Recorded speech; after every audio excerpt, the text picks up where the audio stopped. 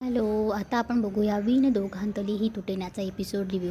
कालच्या भागात आपण बघितलं की गुरुजी निरांजन प्रज्वलित करायला लावतात. तेव्हा जी बाई निरांजन प्रज्वलित करायला बसलेली असते, मल्लिका मुद्दामच तिच्या हातावर कुऱ्हाड पाडते आणि त्या तिच्या हाताचं रक्त येतं.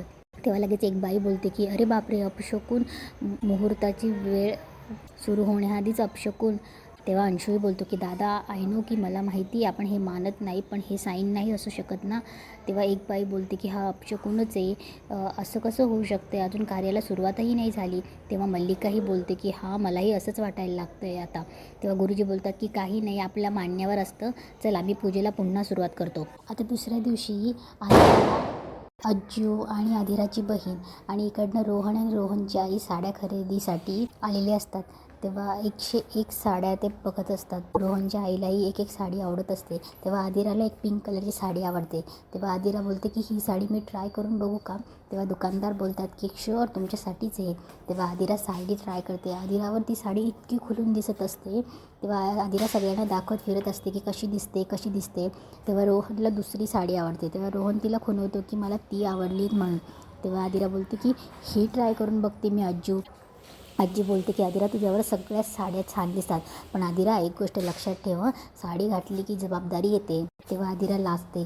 तेव्हा आदिरा ती साडी ट्राय करायला जाते. तेव्हा आदिरा ती साडी घालून बघते. तेव्हा रोहनला इतकं आवडतं. रोहन बोलतो की आदिरा, तू या साडीत इतकी सुंदर दिसतेस ना की काय सांगू, ही साडी माझ्याकडनं गिफ्ट तुला. तेव्हा आदिरा साडीवर इतकी छान दिसत असते आणि मंदाकिनीला लगेच वाटतं की आदिराने ही साडी घेतली म्हणजे कधी काळी मीही ही साडी घालून बघेल. तेव्हा मंदाकिनी तिला इमॅजिन करत असते की ही साडी घातल्यावर मी कशी दिसते म्हणून. तेव्हा मंदाकिनी स्वतःला साडी घालून मिरवत असते. तेवढ्यात बोलतो की दादा, या साडीची प्राईस काय असेल म्हणून. तेव्हा दुकानदार बोलतो की 2 लाख. तेव्हा रोहन शांतच बसतो. तेव्हा मंदाकिनी हसायला लागते आणि मनातल्या गुपचूप रोहनला बोलते की 2 लाखात आपल्या इकडे लग्न होतात. तेव्हा आदिरा रोहनला खुणावते की शांत बस. तेव्हा आदिराची बहीण अर्पिताही तिथे असते. तेव्हा अर्पिता बोलते की आमची आदिरा पैसे बघून काही कुठलीच खरेदी करत नाही, तुम्ही राहू द्या, आम्ही घेऊ तिला ही साडी. तेव्हा आजीलाही या गोष्टीचं चांगलं वाटत नसतं. तेव्हा आदिरा बोलतो की रोहन प्लीज डोंट वरी, मी घेते ना ही साडी, म्हणजे मला आवडली ना, मग मी घेते. तेव्हा मंदाकिनी बोलते चालेल, घे. तेव्हा मल्लिका रोहनला बोलते की लग्नानंतर एक दिवस मी पण नेसून बघणार आहे, छान आहे ही साडी. तेवढ्यात अर्पिता बोलते की आम्हाला लेहेंगा पण घ्यायचा आहे, दाखवणार का. तेव्हा रोहनचा चेहरा पडलेला असतो. तेव्हा आदिरा ओळखते आणि आदिरा बोलते की आपण लेहेंगा घेण्यासाठी नंतर येऊया का आज्जू, मला असाही उशीर होतोय, मला कुठेतरी जायचं आहे, सो आपण नंतर येऊया ना. तेव्हा आजी बोलते की आदिरा, आता लग्नाची विधी सुरू झाली, आजचं ठीक आहे, पण इथून पुढे लग्नाआधी बाहेर नाही पडायचं, ओके. तेव्हा आदिरा बोलते की हो आज्जू. तेव्हा आदिरा सगळ्यांना बोलते की एक काम करा, तुम्ही जा, मी येते चेंज करून. तेव्हा सगळे जातात. तेव्हा सगळे गेल्यावर आज्जू आदिराला बोलते की आदिरा, काही गोष्टी ॲडजस्ट कराव्या लागतात, मी काय आणि कशाबद्दल बोलते हे कळतं आहे ना तुला. तेव्हा आदिरा बोलते की आय नो अज्जू. तेव्हा आदिरा बोलते की म्हणूनच मी काहीतरी ठरवलं आहे, म्हणून तू जा पुढे, मी आलीच चेंज करून. तेव्हा बाहेर जाताना कलानिधीवाले दुकानदार त्यांना विचारतात की कसा वाटला तुम्हाला अनुभव. तेव्हा मंदाकिनी वायफळ बडबड करायला लागते की अहो, अनुभव काय एकदमच चमत्कारी भव्य दिव्य वाटला, बाहेरून जेवढं तुमचं चमत्कारी दुकान आहे तेवढंही आतमध्ये असेल, आम्हाला वाटलंच नव्हतं, आणि तुम्हाला इतक्या कमी रेटमध्ये साड्या भेटतात, बाप रे. मंदाकिनी जरा जास्तच बोलत असते. तेव्हा रोहन तिला शांत करत असतो.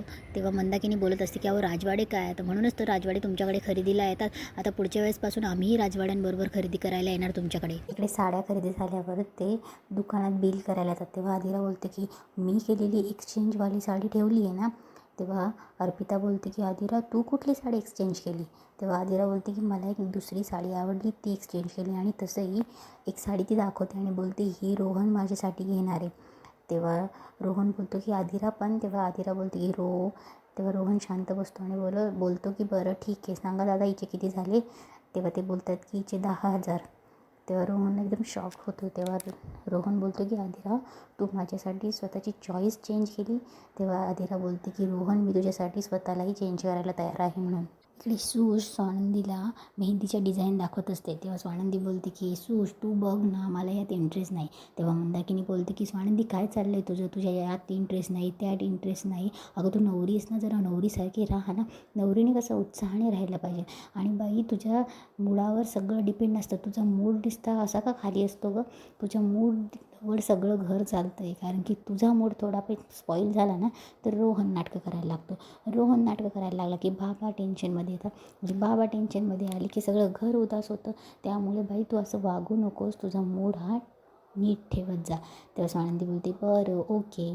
तेव्हा मंदाकिनी बोलते की बघ ती तुला तुझ्यासाठी किती प्रेमाने मेहंदी डिझाईन घेऊन आली, बघ जरा त्या. हे सगळं डिस्कशन चालू असताना सुशला कोणाचा तरी फोन येतो. सुश थोडी गांग करते आणि तिथून बोलते की तुम्ही डिस्कस करा, मी आलीच. आणि सुश तिथून निघून जाते.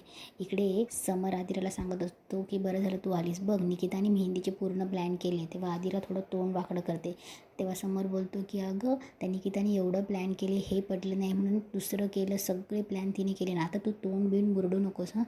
तेव्हा आदिरा बोलते की पिंट्या दादा काय आहे तू ते परत परत तेच बोलतोय. अरे लग्न फक्त माझ्याच लग्नाबद्दल बोलतोय, अरे तू पण तर लग्न करतोयस, तू पण तर मॅरेज करणार आहेस. तेव्हा समोर बोलतो हां मग काय, मेहंदी तर तुला काढायची ना. तेव्हा आदिरा बोलते की कोण म्हटलं मला काढायची आहे. तेव्हा समोर बोलतो की वेडी आहेस का, मी मेहंदी काढेल का. तेव्हा आजी बोलते की पिंट्या मेहंदीशिवाय लग्न होत नाही. तेव्हा आदिरा बोलते की समर दादा मी कुठे म्हणते की मोठी मेहंदी काढायची आहे, छोटीशी मेहंदी काढ. तेव्हा अंशू बोलतो की आदिरा पिंट्या दादा नाही म्हणतोय ना, मग कशाला त्याला इन्सिस्ट करतेस. तेव्हा आदिरा बोलते की अंशू दादा मी तुझ्याशी बोलत नाही, आय एम टॉकिंग टू हिम. तेव्हा आदिरा बोलते की परत परत मला तो डायलॉग मारायला लावू नकोस पिंट्या दादा, प्यार एक बार होता है, शादी भी एक बार होती है और मेहंदी भी एक बार होती है. तेव्हा समोर बोलतो तुम्ही कितीही बोला मी मेहंदी काढणार नाही आहे. तेव्हा आदिरा बोलते की पिंट्या दादा प्लीज प्लीज प्लीज प्लीज. तेव्हा समोर बोलतो की अगं माझ्या बिझनेसच्या मीटिंग्स असतात ऑफिसला, काही मी अशी मेहंदीचे हात घेऊन बसणार आहे. तेव्हा आजी बोलते पिंट्या म्हणजे तू ऑफिसला जाणार आहेस. तेव्हा समोर बोलतो की म्हणजे.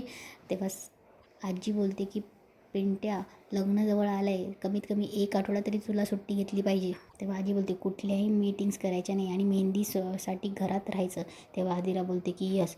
तेव्हा समोर बोलतो की आजी काय बोलतेस तू. तेव्हा आजी बोलते की तू मालक आहेस ना कंपनीचा, मग ठरलं कुठल्याही मीटिंग्स तू करायच्या नाहीत. तेव्हा आदिरा बोलते की पिंट्या दादा तू ऐक, नाही तर मी नंदुताईला फोन करेल. तेव्हा समोर बोलतो की नाही हं. तेव्हा आदिरा बोलते की 1 मिनिट तू पुढे येऊ नकोस. तेव्हा समोर बोलतो की अगं कशाला. तेव्हा आजी बोलते की पिंट्या पुढे नको येऊसा, नाही तर मी गुदगुल्या करेल. तेव्हा आजी त्याला गुदगुल्यासारखी ॲक्शन करते, पिंट्याला गुदगुल्या होत असतात. तेव्हा समोर बोलतो की काय आजी. तेव्हा समोर बोलतो आदिरा अगं या फंक्शन चालू असेल, कुठे डिस्टर्ब करतेस त्यांना. तेव्हा आदिरा फोन लावते. तेव्हा बोलते की नंदुताई ह्या पिंट्या दादा बघ ना किती भाव खातोय, आता म्हणतो की मेहंदी काढायची नाही, मला मेहंदी काढायची नाही म्हणून. तेव्हा स्वानंदी बोलते की अरे आदिरा तू एन्जॉय कर ना, तू त्यांना नको फोर्स करू, तुला आवडतंस ना मग तू काढ, तू त्यांना कशाला फोर्स करतेस. तेव्हा आदिरा बोलते की नाही मला नाही माहिती, मला माझ्या लग्नात सगळ्यांनी एन्जॉय करायला हवा आहे, मी त्याच्याकडे फोन देते. तेव्हा स्वानंदी बोलते की आदिरा थांब जरा. तेव्हा आदिरा फोन देते. तेव्हा समोर फोन घेतो. तेव्हा समोर बोलतो हॅलो. तेव्हा स्वानंदी बोलते हाय. तेव्हा समोर बोलतो की आदिराचं बोलणं इतकं मनावर नका घेऊ, पण स्वानंदी बोलते तुम्ही घ्या. तेव्हा समोर बोलतो की तिचं लग्न आहे ना, तिने घ्यावं मजा करावी. तेव्हा स्वानंदी बोलते तुमची बहीण आहे, तुमच्या इतकीच हट्टी माहिती मला. तेव्हा समोर बोलतो की एकदम हट्टीपणा करते ती. तेव्हा स्वानंदी बोलते की अहो करू द्या ना, मग तिच्या चेहऱ्यावर आनंद असावा म्हणून इतका मोठा घाट घातला ना तुम्ही. आता काही दिवसात हा आनंद आमच्या घरात येणार आहे, म्हणून तिचा हट्ट नका मोडू. अहो तिच्या हट्टासाठी काढा की 4 टिपके तुमच्या हातावर. हां आता शेवटी तुमची मर्जी आहे, ते तुम्ही ठरवा, मी काय सांगणार. आणि इथेच आजचा एपिसोड संपतो.